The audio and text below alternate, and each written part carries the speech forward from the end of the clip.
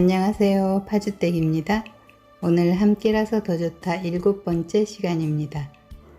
오늘은 동화연가 최동규님의 약일지를 쓰시면서 열심히 투병하시는 이야기를 들려드리겠습니다. 먼저 최동규님을 잠깐 소개를 해드리자면 1968년생이고요. 2010년에 확진받으셔서 지금 13년 차십니다. 2015년도에 DBS 수술을 하셨는데 수술 이후가 좋다고 합니다. 현재 직장에 다니고 계십니다. 소개해 드리겠습니다. 여러분, 동화연가를 떠올리시면 여러분에게 저는 어떤 모습이 떠오르시나요? 우울증 걸린 놈, 파킨슨을 오래 앓은 놈, 약을 적게 먹는 놈, 임상실험을 많이 한 놈, 성격이 이상한 놈, 많은 지식을 가지고 있는 놈, 독한 놈, 못된 놈, DBS 수술을 한 놈, 아니면 상담하는 사람? 저도 한때는 파킨슨보다 더 빨리, 더 멀리 앞서서 나간 적이 있었습니다. 언제나 공포심과 불안함과 끝없이 암흑천지처럼 아무것도 보이지 않는 깜깜한 미래에서 혼자 산 적이 있습니다. 지금은 꼬리도 보이지 않게 저 멀리 앞세워 놓고 천천히 뒤따라갑니다. 세워라 내워라 거북이처럼 천천히 유랑하며 구경하며 좌우 살펴가며 꼬리가 보일락 말락할 정도로 따라갑니다.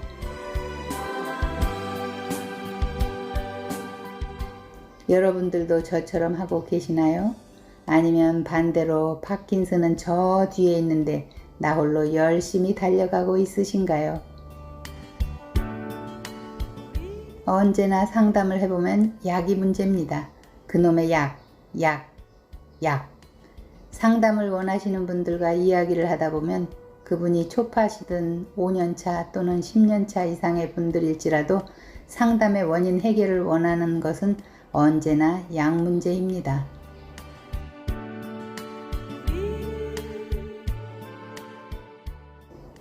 본인이 현재 먹고 있는 약이 혹시 많을까?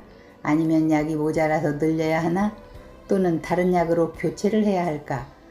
이것도 아니라면 약을 먹는 시간을 바꿔야 할까?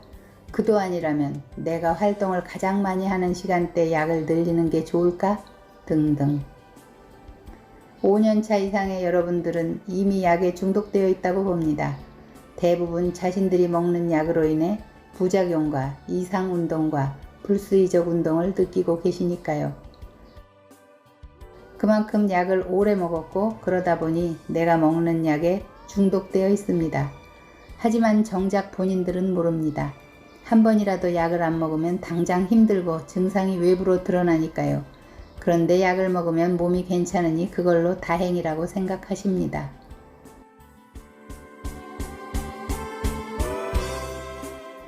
그래서 본인들이 원하든 원치 않든 내가 먹는 약에 중독되어 있음을 모르고 있습니다. 약이 개발되기 전에 나온 것들은 전부 다 독이었습니다. 이 독들이 세월이 흐르면서 몸에 좋은 약으로 발전한 것입니다. 최근에 저는 약사 모임에 나간 적이 있었습니다. 약사분들과 이런저런 이야기를 하다가 뜻하지 않게 제가 약에 대해 이야기를 했고 저의 약 조절을 하면서 약 일지 쓴 것도 이야기를 했습니다.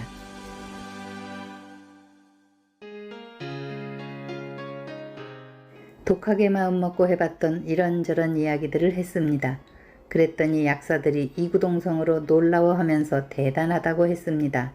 그래봤자 저는 내 몸에 맞게 먹는 내 파킨슨 복용약밖에 모릅니다. 여러분, 지금 이 시간부터라도 약 복용일지를 꼭 써보시기를 바랍니다. 시간이 흘러 일지를 쓰신 분들은 본인들에게 맞는 엄청난 보물 창고가 될 겁니다.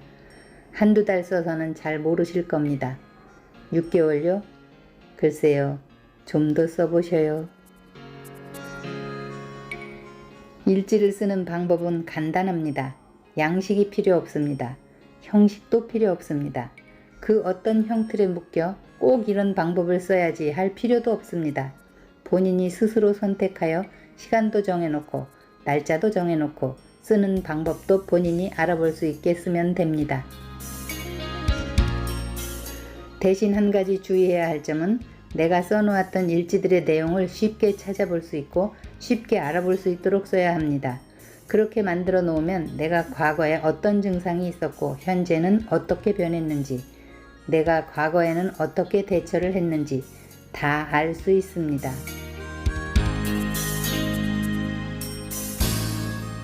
지금부터 제가 설명드리려고 하는 것은 현재 내가 먹고 있는 약 또는 과거에 먹었던 약을 대상으로 하는 방법입니다. 현재 내가 직장을 다니던 어떤 일을 하든 아니면 일을 하지 않든 나이가 많든 적든 이유 여하를 막론하고 시도해 보십시오. 나는 여건이 안 돼. 나는 시간이 안 돼. 글쎄요.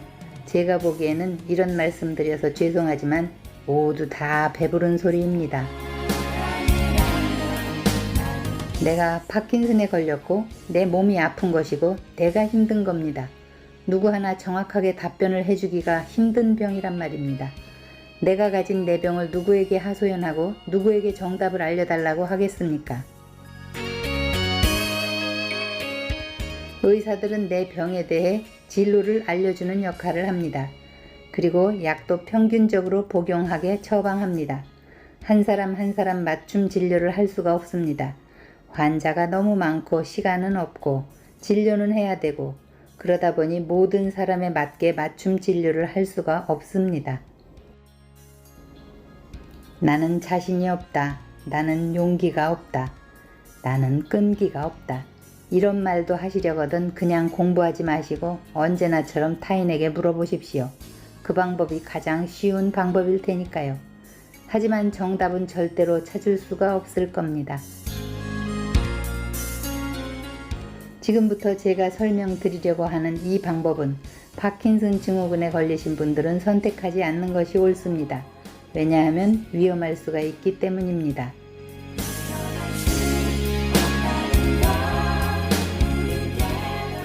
이제부터 약과의 전쟁을 설명하겠습니다. 진단을 받고 약을 드신 지 5년 이상 되신 분들은 한 번쯤 생각을 해봅시다. 처음에 어떻게 먹었고 1년 지나고 2년 지나고 현재 내가 복용하는 약이 더 늘어났는가 아니면 처음 그 상태인가 한 번쯤 돌아볼 시기입니다. 처음 그 상태로인가 아니면 더 늘어났는가 이것이 문제가 아닙니다. 의사가 지시한 대로 한 번도 빼먹지 않고 약을 다 먹었나 또는 먹지 않았나 아니면 한 번이라도 적게 먹었을 때 내가 죽을까 봐서 한 번 더 먹었나 또는 내 병 증상이 외부로 표출이 되는 게 싫어서 약을 더 먹었나 하는 것입니다.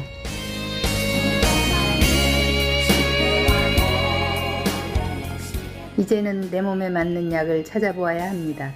의사가 처방해 준 대로 약을 먹지 않고 내가 필요할 때 조금 더 증량해서 먹었나 내가 활동하지 않고 집에만 있기 때문에 약을 조금 줄여서 먹었나 또는 병증이 외부로 나타나는 게 싫어서 약을 한 번 더 먹었나 아니면 병증이 외부로 표출되든지 말든지 그런가 보다 해서 약을 적게 먹었나 아니면 아침 시간에 많이 먹는 약을 오후에 바꿔서 먹었나 아니면 약 먹는 순서를 통째로 바꿔서 먹었나 그리고 잠자는 시간에 먹는 약을 아예 안 먹고 자본 적이 있는가 기타 등등 약을 과복용했을 때 몸이 이상 반응을 일으켜 일지를 썼나 아니면 적지 않았나 약을 먹지 않았을 때 한두 번 건너뛰었을 때 약이 부족하여 몸에 일어나는 반응을 일지로 표기했었나 하지 않았었나요?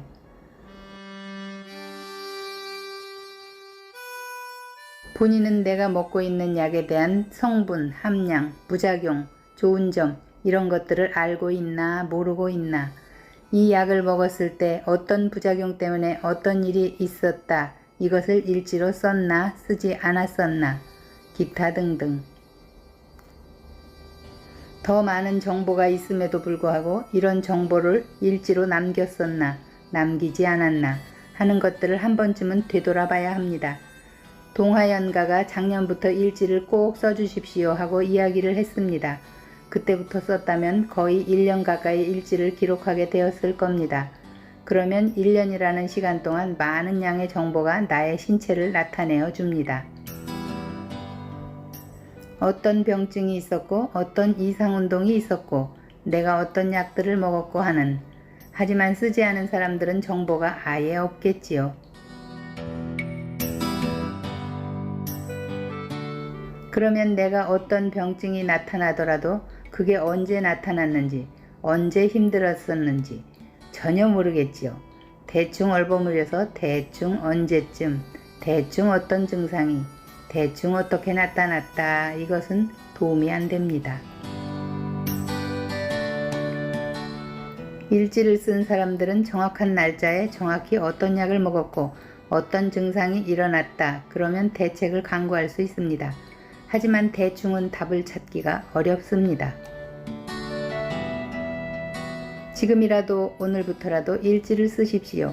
그렇게 되면 상담하기도 편해지고 의사들에게 질문하기도 편해지고, 아, 내가 이 정도까지 파킨슨이 진행되었구나. 아, 나는 관리를 잘했구나. 그래서 아직까지 파킨슨이 진행이 느리구나. 아, 아직까지는 이 정도까지 약을 먹어도 되겠구나가 됩니다.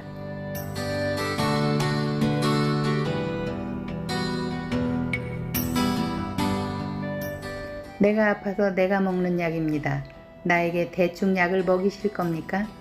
대충 병 진행이 되는 걸 내버려 둘 것입니까? 대충 아프실 겁니까? 아파도 대충 아프니까 뭐라고 이야기하기가 힘듭니다. 병원에 가면 의사는 증량을 해줍니다. 왜? 대충 아프니까. 대충 증량을 합니다. 상담하시는 분들은 대충 아프니까 대충 이야기해줍니다. 상담받는 분들에게 대충 이야기해드리면 기분이 좋아지겠습니까? 안 됩니다. 이제는 대충이라는 것은 없습니다. 5년 이상 약을 드셨다면 정확한 판단, 정확한 약, 정확한 병증, 내 몸이 어떻게 진행되고 있고 어떻게 아프고 내가 먹는 약이 어떠어떠한 약들이 있고 그 약들을 먹었을 때 어떤 부작용이 나타나고 내가 진단받고 지금까지 약을 얼마나 먹었고 어떻게 바뀌었고 어떻게 증량이 됐고 어떻게 과량이 됐고 함량이 얼마나 높아졌는지를 알아야 될 때입니다. 이마저도 모르겠다면 인터넷을 뒤져서라도 전문 서적을 뒤져서라도 사용 설명서를 탐독해서라도 알아야 될 때입니다. 아직까지도 약에 대해서 모르시겠다면 일지를 매일같이 쓰시면서 한 가지 한 가지 다 따로따로 나누어서 드셔보십시오.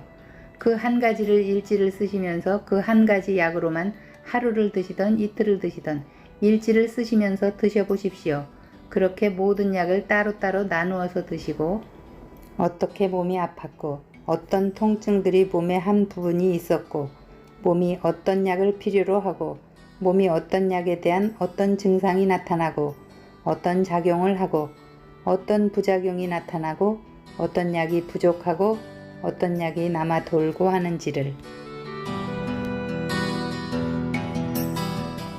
모든 약을 다 따로따로 나누어서 드시면서 하나하나 시간까지 일지에 다 기록하십시오. 그렇게 하다 보면 내가 지금 먹고 있는 약이 잘못되었다 아니면 똑바로 되었다. 내가 먹는 약 중에 이런 약은 필요가 없더라. 내가 먹는 약 중에 이 약은 더 필요하더라. 기타 등등이 나타나게 됩니다.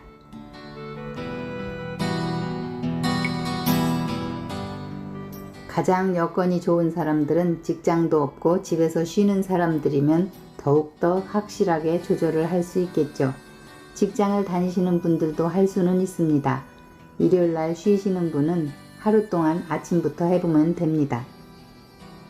토요일, 일요일 쉬시는 분은 이틀 동안 해보면 됩니다. 약을 한 번 먹지 않는다고, 2번 먹지 않는다고, 하루를 먹지 않는다고 절대 죽지 않습니다.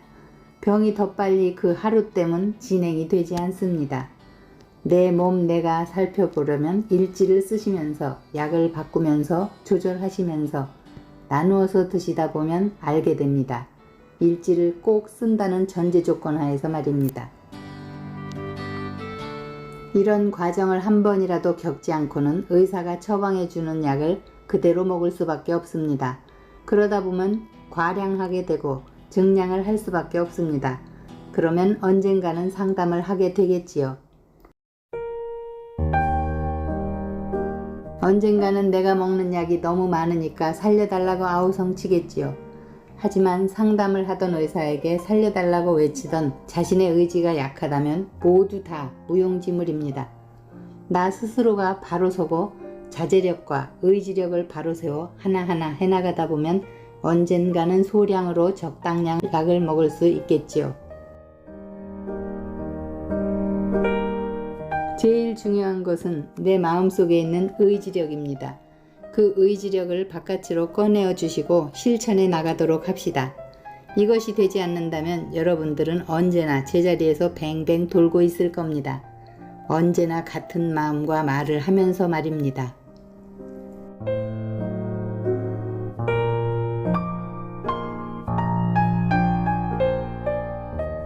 지금부터는 저의 DBS 수술 이야기를 하려고 합니다. 어느 날 TV를 보는데 파킨슨 수술하는 것을 방영했다. 한 10분 정도 TV에서 설명을 하는 듯한데 무슨 방송인지는 아직도 기억이 없다. 그때부터였는지 모른다.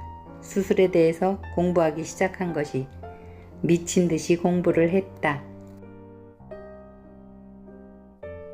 수술 방법은 어떤 것이 있고 또 수술은 안전한가, 부작용은 어떤가 등등을 공부하기 시작했다.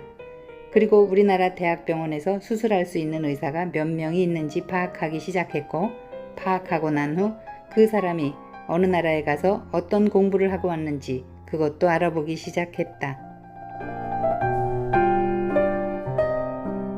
그렇게 1년 4개월 동안 어떤 사람이 실력이 있고 어떤 사람이 TV방송, 명의 또는 인간시대, 인간극장에 어떻게 동영상이 나왔었고 어떤 식으로 설명을 했었고 수술은 또 어떻게 진행이 되고 그 의사들마다 읽어볼 수 있는 논문은 다 읽어보았다. 물론 자세히 본 것도 있고 대충 본 것도 있고 보다가 만 것도 있고 무슨 말인지 몰라 그 뜻을 찾아가면서 읽어본 것도 있다. 이런 것들을 다 공부하기 시작했다. 또한 비용은 얼마나 들어가는지, 우리나라에서는 도와주는 곳이 있는지 그것도 공부를 했다. 공부를 하다 보니까 서울대 1명, 연세대 1명, 아산대학교 2명, 물론 집도이와 이종식 박사입니다. 나는 그때부터, 그러니까 수술 전 약 3년 전부터 하여튼 미쳐가기 시작했다. 엄청나게 미쳤었다.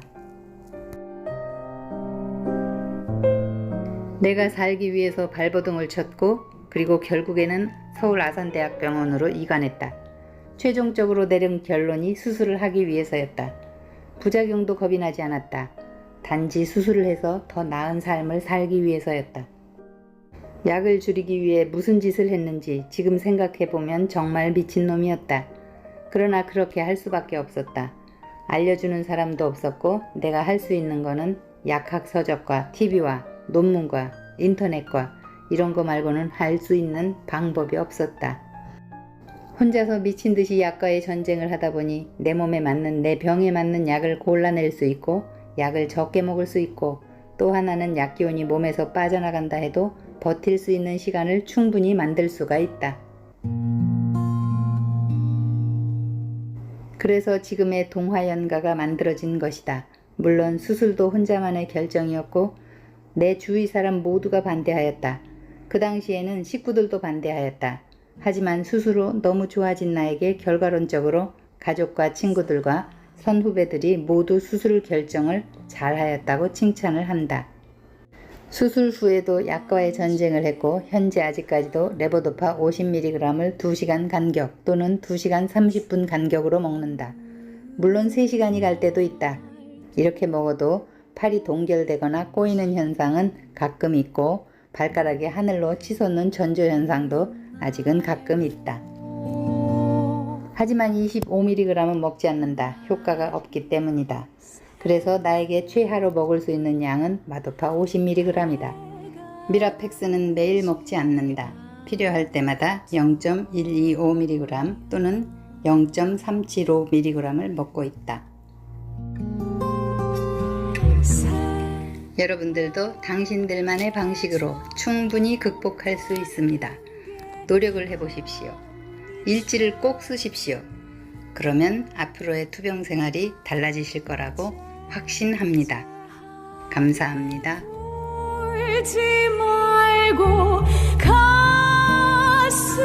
동아연가님의 약 일지에 대한 설명과 DBS 수술 이야기 잘 들으셨나요? 어렵게만 생각하지 마시고 모두 약 일지 쓰기에 도전해 보시기 바랍니다. 다음 시간에는 약 일지를 누구나 쉽게 쓰실 수 있도록 설명을 자세히 풀어서 하려고 합니다. 저는 다음에 만나러 오겠습니다.